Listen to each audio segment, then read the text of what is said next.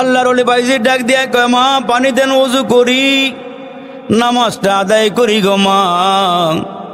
বাইজিদ ওযু করলেন, নামাজ পড়লেন। নামাজ পড়িয়া ডাক দিয়া কয়, মা গো আপনি কেমনে বুঝলেন, কেমনে জানলেন আমি যে গাছের নিচে বইসা পাখির দিকে নজর দিয়ে আগুন লাগাইয়া দিয়েছি?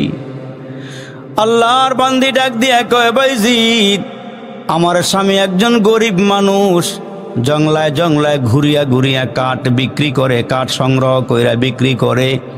এরে বাইজিদ যেই দিন খানা আনে আমি খানা খাই, শুকরিয়া আদায় করি। যেদিন আমার স্বামী কাজে যাইতে পারে না, খানাও ঘরে থাকে না, ওই দিন আমি সবর করি, আমি আমার স্বামীর মনে কোনো কষ্ট দেই না, স্বামীরে আমি আঘাত দেই না। স্বামী আমার ওপরে খুশি, আমিও স্বামীর ওপরে খুশি। ও বাইজিদ যেদিন থেকে আমার স্বামী হালাল খাবার আমার মুখে উঠাইয়া দিয়েছি, ওই দিন থেকে আমার আল্লাহ আমার বাতিনি চোখ দুইটাও খুলে দিয়েছে।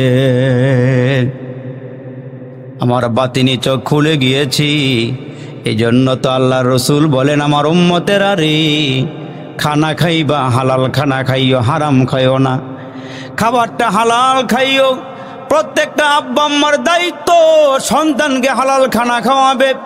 এই জন্য তো আল্লাহর রসুল বলেন, তোমার সন্তান দুনিয়াতে আসার পরে, জন্মগ্রহণ করার পরে তোমার দায়িত্ব হলো সন্তানের একটা ভালো নাম রাখবা, 7 দিনের দিনে আকিকা দিয়ে দিবা, চুলগুলোকে চাইসা ওজন দিয়া তুমি ওই পরিমাণ স্বর্ণ অথবা রূপা সম পরিমাণ টাকা আল্লাহর রাস্তায় দান করে দিবা। আর ওই সন্তানকে তুমি হালাল খানা খাওয়াইবা। হালাল খানা খাওয়াইলে তোমার সন্তান জগৎ বিখ্যাত আল্লাহর ওলি হয়ে যাবে।